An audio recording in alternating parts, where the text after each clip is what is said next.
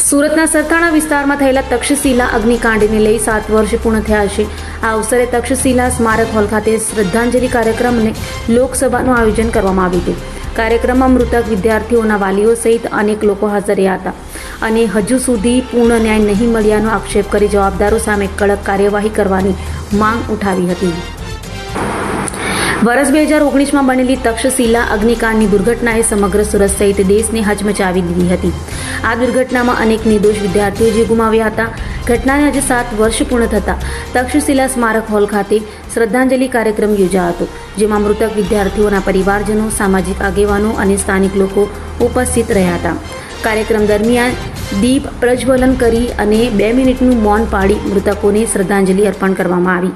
સાથે જ વાલીઓએ જણાવ્યું કે આજે પણ તેમને પૂર્ણ ન્યાય મળ્યો નથી અને જવાબદારો સામે કડક સજા થાય તેવી માંગ સાથે અવાજ ઉઠાવ્યો હતો।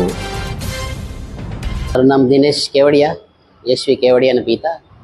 મારી દીકરી તક્ષશિલા અગ્નિકાંડમાં નું મૃત્યુ થઈ ગયું। આજે 7 વર્ષ પૂરા થયા છે। 7 વર્ષ લોકો માટે પૂરા થયા છે, અમારી માટે નથી। અમારે તો હજી આઝાદ બનાવ બન્યો એવું અમને દેખાઈ રહ્યું છે અને 7 વર્ષના સંઘર્ષમાં હજી આજે પણ અમને ન્યાયની કોઈ આશા દેખાતી નથી અને ન્યાય મળશે તો એ કેવો મળશે એ ખ્યાલ નથી, કારણ કે ચાર્જશીટ પ્રમાણે કેસ ચાલે છે। ચાર્જશીટ જ અધૂરી બનાવેલી છે। તંત્રની બેદરકારી ચાર્જશીટમાં ક્યાંય લેવા મને છે। આવી પ્રાઇવેટ પર્સન અને અધિકારીઓને અંદર કરી અને નાના અધિકારીઓ નાખી અને કેસ ચલાવવામાં આવે છે। છતાંય 7 વર્ષ થયા ખાલી ઇનલીગલ કન્સ્ટ્રક્શન ઉપર જ આખો કેસ ચાલે છે। ફાયર બ્રિગેડ આવી ગયું હતું એ પછી બચાવ કેમ ન થયો? એકેય બાળક ફાયર બ્રિગેડ કેમ ન બચાવી શક્યું? એની ઉપર કોઈ ચર્ચા નથી, એક લાઈન પણ ચાર્જશીટમાં નથી। અને આજે ચાર્જશીટ દાખલ થયા પછી 7 વર્ષે ટ્રાયલ કોર્ટમાં કેસ ચાલુ છે। હજી તો ટ્રાયલ કોર્ટમાં ચાલુ છે। હાઈકોર્ટ, સુપ્રીમ કોર્ટ તો હજી બાકી છે। કેટલા વર્ષ થશે એમને કંઈ ખ્યાલ નથી। અને કેસ ચલાવવામાં જેણે ચાર્જશીટ બનાવી છે અધિકારીઓ, ડીસીબીના, ક્રાઇમ બ્રાન્ચ ડીસીબીના અધિકારીઓને વોરંટ કાઢવા પડે છે તો કોર્ટમાં જુબાની દેવા આવે છે।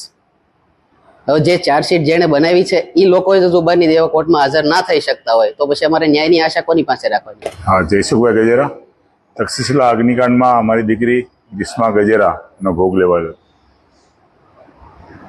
આ દુર્ઘટનાને આજે 7 વર્ષ પૂરા થયા। 7મી વાર્ષિક શ્રદ્ધાંજલિ રૂપે અમે 22 પરિવારો આજે શ્રદ્ધાંજલિ આપવા અહીંયા એકઠા થયા છે। આ કેસમાં અત્યારે અમારે સેશન કોર્ટમાં કેસ ચાલે છે અને જે તપાસ થઈ જોઈએ એ તપાસ અધિકારી દ્વારા તપાસ પૂરી થઈ નથી। ચાર્જશીટ 6000 પાનાની 6 થી 7000 પેજની ચાર્જશીટ બનાવી છે, પણ આખી બકવાસ છે। ઇનલીગલી કન્સ્ટ્રક્શન પર જ આખી ચાર્જશીટ બનાવી છે।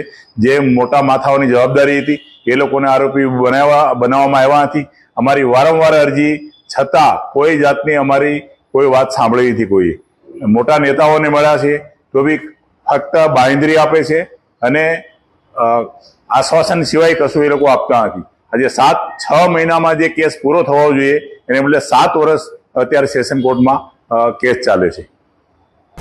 અભય થઈને નિષ્પક્ષતાથી નિરપેક્ષ રીતે વાસ્તવિકતાનો અરીસો રૂપી સચોટ માહિતી લાવતો સત્યની સાથે અભય ટાઈમ્સ।